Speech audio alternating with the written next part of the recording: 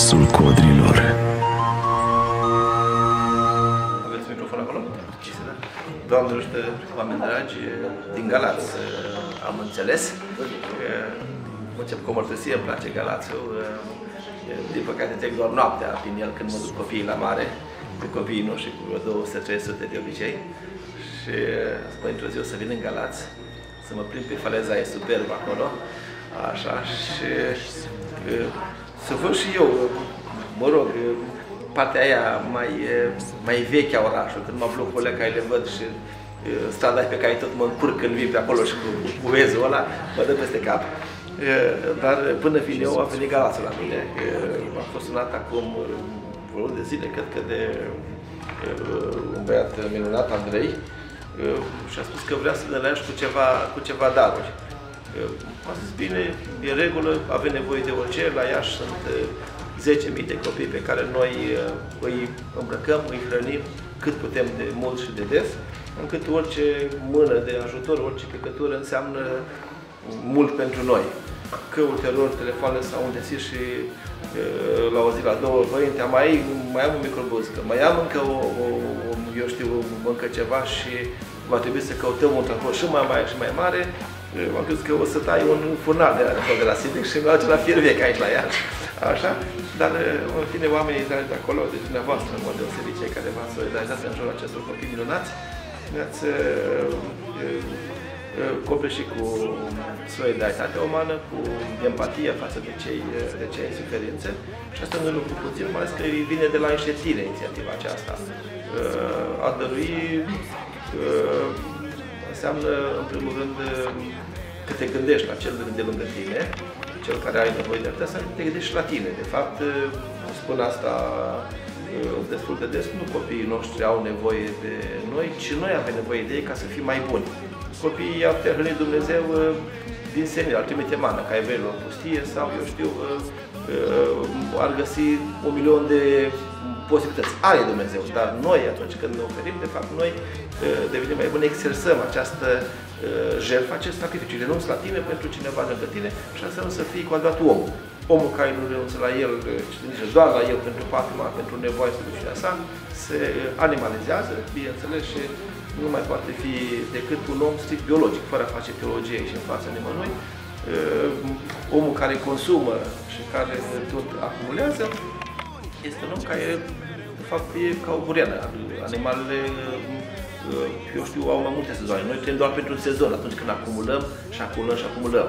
Dai niște roade, posibil sau nu roade, dar se termină sezonul, dispar din universul acesta. Noi, oamenii, acumulăm, oferim și atunci când oferim, de fapt, dăm mai departe din această calitate umană. Am aici o listă plină, nu o să le lista asta la întâmplare, lista e 1,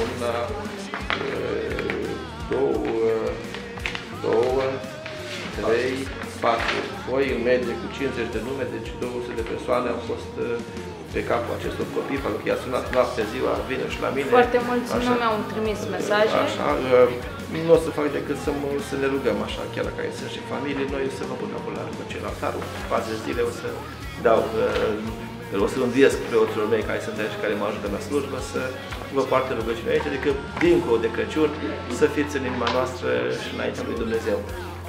Ce o să facem cu aceste daruri? Păi avem destule. Dacă ce face, dacă mă uit aici la acest pliant care într-un fel sau altul definește proiectele noastre, nu știu de unde să încep, cadote de muștar, de Crăciun, de la Ștea Domnului, mai curând.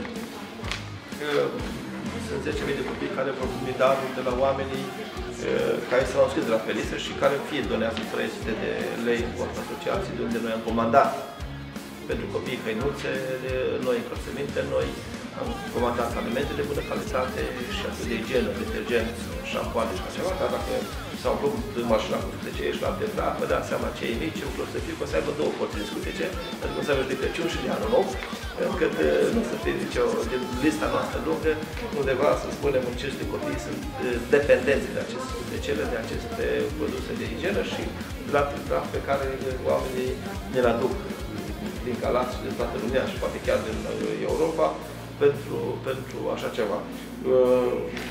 Desigur, ce o să mai facem? Avem niște case pe care le facem, acolo este o listă cu șase pe care le-am în clipa de față. Am două căsoaie, două blocuri, să spunem, în construcție, undeva aici în Găiești, pe Ureni, acolo unde de Crăciun vom da în folosință, ne dăjduim noi, vreo 8 locuințe. Asta înseamnă că acel mobilier pe care l-ați mai adus, eu știu, o să meargă acolo și va fi de mare folos în proiectul acesta, casele vieții. Sunt multe haine, avem aici în fiecare vineri, vin la biserică, în proiectul Drumul Speranței, vin în medie 200 de mame care cer ajutorul pentru supraviețuire. Ele pleacă de la biserică cu un pachet alimentar și articole de igienă de îmbrăcăminte pentru fiecare copilaș. Cât, dacă te gândești că un pachet intră de toate, cam oamenii să mai poată depăși încercări o săptămână, 2-3, înseamnă că orice apropo și ce înseamnă alimente sau măinuțe merg la cei copii. Da, noi avem aici mult mai multe treburi, ce să vă spun, avem două internate cu 70 studenți de cea mai bună calitate, copii care provin din familii greu încercate, avem copii orfani, copii din familii foarte numeroase, copii încercați de mari nenorociri, părinți bolnavi de boli grele și care stau la noi internate, acolo unde, iarăși, e nevoie de alimente, e nevoie de bani la facturi, să vă spun, cât costă factura la energie la mine, doar Silex mă vede așa, așa, dar asta nu are importanță. Mai avem, desigur, niște case ale mamelor sărmane, mame necăștite pe stradă, cu fete din centru de plasament, alocate de acasă, atât că au rămas însărcinate, sunt număr cu câteva zeci de mame și mulți copii pe acolo unde era și nevoie de ajutor. În clipa de față mă lucrăm să avem foarte în curând un centru medico-social de foarte bună calitate, cu RMN, cu CT pentru toată lumea. Apropo, sunt cei din Galați, sigur vom veni la Iași în acest centru medical al Moldovei în câteva luni. Nu vreau să mai aud că sunt oameni care nu au bani de RMN, nu vreau să aud că sunt oameni care, datorită nenorocirilor care au venit asupra lor, pe bază medicală mor, pentru că nu au ce analiză, nu au ce medicament sau nu știu ce investigație medicală în acest fel. Că să avem pentru mame și copii special, cine asigurat, vom avea vreme de ST, cabine de analize medicală, farmaceutic, încât treaba este multe. Dacă ne împinge la spate, n-am ce vă face, ne dați treabă, noi mergem mai departe. Cât vă împinge, că atâta lucrăm pentru oameni și copii. Să fiți negustați, dragilor, să aveți parte de un post al nașei Domnului pentru toți cei care sunteți acolo, cu multă bucurie, cu multă sănătate și dacă e nevoie ceva, acești copii la gardul stau asculți, iar eu în biserică pe internet, Damaschin, preot, mai mult pe ce vă șterți, că merg paginile cele vechi, sunt tot timpul aici. Bucurie și mântuire. Doamne ajută! Să rămână! Mă numesc Andrei, practic sunt vinovat pentru această campanie, ca să zic așa. Nu prea am vrut să o numesc campanie, pentru că tot a început efectiv într-o joacă, datorită spațiului infim pe care l-avea minunata mea iubită Cristina pentru haine și a trebuit să-mi fac ordine în lucruri. Și am strâns ceva lucruri, după care, într-o seară, pierzându-mi timpul și uitându-mă pe documentare, am descoperit un documentar de la premieră, unde era Părintele Dan Damaschin. Și când am văzut ce lucruri minunate face acest supra-om, că nu pot să numesc om, am hotărât să încep o strângere de donații între prieteni inițial. Numai că a luat amploare destul de mare. Ne-am hotărât să postăm inițial pe o pagină privată de Facebook, după care în anumite grupuri. Și au început să curgă telefoanele. Toată nebunia a început, să zic, în prima săptămână a fost așa un pic mai leger. După care am hotărât să apelez la clubul din care fac parte, Seiul Galați, să ne ofere spații de depozitare și sortare, bineînțeles. Și încet, încet am început să ne adunăm 2-3 prieteni și să sortăm, să împachetăm. Cea mai mare problemă am avut-o cu materialul de împachetat, în speță cutiile, pentru că niciun supermarket din Galați nu a dorit să ne ofere sprijin decât contra cost. Am apelat la un prieten, tot motociclist, care lucrează la o firmă de distribuție piese auto din Galați și ne-a oferit cutii. Și Cristina a apelat la verișoarei, ne-a oferit și ea fata aia cutii. Bună, numele meu este Cristina și am 25 de ani, sunt din Galați. Împreună cu prietenul meu Andrei am încercat să facem această campanie de donare. Normal a fost un semnal de atenție pentru cei care au lucruri acasă și nu le mai folosesc, dar s-a ajuns la a lua amploare acest semnal de alarmă și s-a dezvoltat o campanie de strângere de donații. De la prietenul meu știam de părintele Dan Damaschien, ulterior am urmărit și eu documentarele dumnealui, cele care m-au făcut să lăcrimez. Din această campanie pot să spun că am rămas cu inima plină de speranță că și alte persoane vor ajunge să facă aceleași lucruri ce le-am făcut noi. Nu a fost ușor, a fost totul foarte greu, 3 săptămâni au fost obositoare, prietenul meu a fost pe traseu, i-am stat la telefon. Salut, sunt Cristi, el e Alex, cel mai tânăr voluntar din echipa noastră. Împreună am luat parte la acest minunat proiect, am participat aproape cap-coadă la el, mi-a adus o satisfacție pe măsură. A fost bine, a fost foarte bine, vă mulțumim! Încet, încet am lucrat cu dubița mea, o dubiță foarte veche și foarte mică. Am împrumutat o remorcă, după care a fost nevoit să apelez din nou la un coleg de-al meu din club, Cătălin Antochi, care se ocupă cu modificări de microbuze, care ne-a oferit o dubă mai mare. Și câteva zile am alergat cu acea dubă. Încet, încet am început să umplem clubul. Am sunat pe părintele Damaschien și l-am întrebat dacă are unde să depoziteze mai mult ca și cantitate, pentru că o să venim cu ceva mai mare. Inițial am vrut să închiriez o dubă, îmi zis că merg o dubă, după care un prieten de-a meu, Cristi, mi-a dat o veste super bună, că a rezolvat transportul donațiilor frontiere. Ca și experiență, să zic, noi am mai făcut o chestie similară acum 3 ani și aveam oarește experiență, dar nu la acest nivel. Au fost 3 săptămâni de alergătură continuă în județele Galați, Brăila și chiar și București am ajuns. De toată logistica, ca să zic așa, s-a ocupat Cristina, eu eram strict șofer, ca să zic așa, și manipulant cu 2-3 prieteni. Au fost 3 săptămâni în care de la 7 dimineața la 8, să zic, alergam pe teren, după care până pe la 2 noaptea stăteam efectiv pentru sortat și pentru împachetat și depozitat. Am întâlnit oameni minunați care în mare parte au donat lucruri super utile, ca să zic așa, nu știu, căruțuri pentru copii, pătuțuri, premergătoare, haine, lapte praf, care este imperios necesar acolo, pe împărșit. Așa, în mare, ne dorim să mai facem o campanie de genul acesta, poate o să pregătim mult mai minuțios. Vreau în special să mulțumesc colegilor din Seawolves, Cristi, Panaite și Ștefan Unișor, care mi-au fost alături. Bineînțeles, iubita mea care a ținut steagul sus.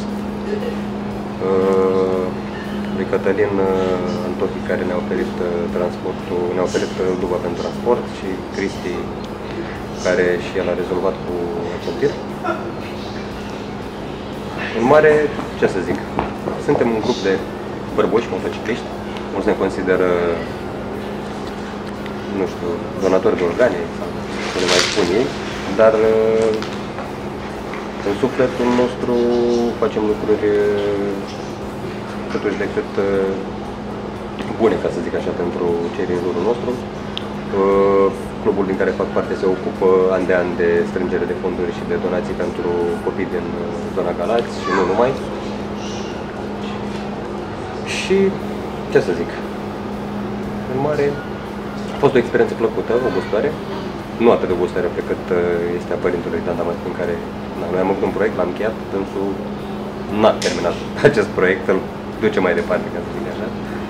Și ne dorim să colaborăm în continuare și să reușim să aducem zâmbetul pe buze copiilor. Pentru mine, personal, pot să spun că o să am un Crăciun mult mai liniștit decât am avut până acum, datorită faptului că prin minusculul lucru pe care l-am făcut pentru acești 10.000 de copii din Iași, poate ei o să aibă un Crăciun pe care nu l-au avut niciodată. În mare, doresc să mulțumesc părintelui Dan Damaschi, pentru că fără dânsul nu am fi reușit să facem lucrul ăsta, adică n-am fi avut, să zic, un start ca să facem acest lucru. Salut! Mă numesc Onișor Ștefan, sau cum îmi zic băieții de la club, Onișorul Mic. Am 24 de ani. Am reușit să colaborez cu Andrei. Din perspectiva lui a fost tot o idee pornită de la a face ordine în dulap. La mine a fost din simplu fapt că am vrut să-l ajut și suntem mai mult decât o familie. Pentru mine experiența aceasta a fost în felul următor.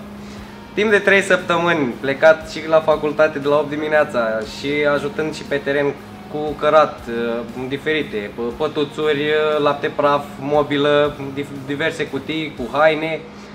Cea mai mare surpriză pe care am putut să o avem a fost când am primit un telefon și ni s-a spus nu mai trebuie să aduceți mașini închiriate remorci, ci vin eu cu un tir, ceea ce mie personal mi-a crescut sufletul. Eu unul n-am putut să fiu prezent atunci când băieții au descărcat, în schimb am fost sufletește cu ei. Pe această cale vreau să mulțumesc și clubului Wolves, din care facem parte.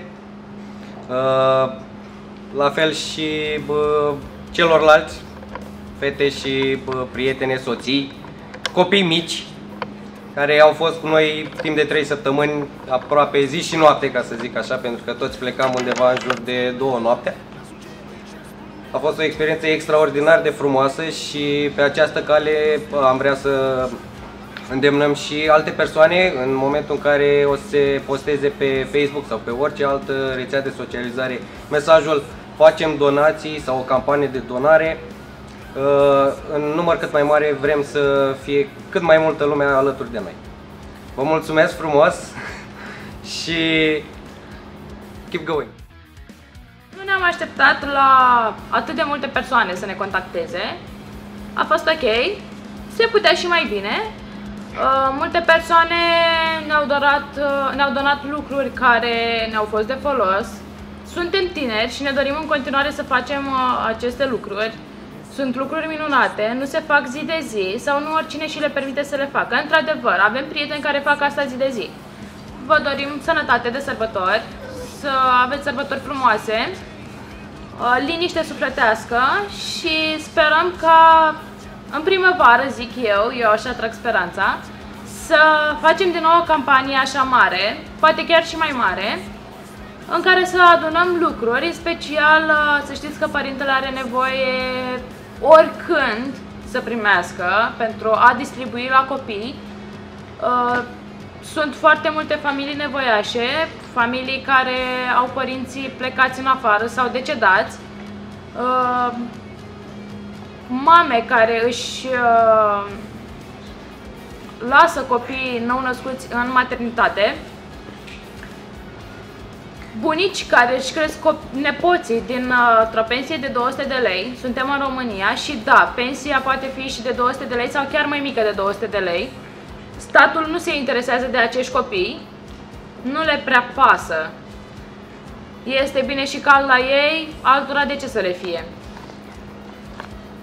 Tot ce vă doresc este numai bine și să fiți alături de noi vă invităm data viitoare să mergeți alături de noi, să cărați, să strângeți donații, să sortați și de ce nu să mergeți cu noi la Iași. Vă mulțumim! Dragi oameni care după acest videoclip pe care o să-l vizionați, o să vă doriți la campania următoare să participați alături de noi, o să vă împărtășesc cea mai bună amintire și cea care o să dăinuie ever în sufletul meu. Atunci când stai ore în șir printre haine, jucării, Pampers și lapte praf, nu știi cât de mult te bucuri atunci când din minut în minut, de la mic cu mare, se strâng ajutoare. O să țin minte toată viața atunci când, într-o seară de miercuri, noi, fiind o mână de oameni, îi număram pe degete, efectiv 5 eram. Și din minut în minut apărea câte unul și s-au strâns vreo 25 de oameni care ne-au ajutat să sortăm.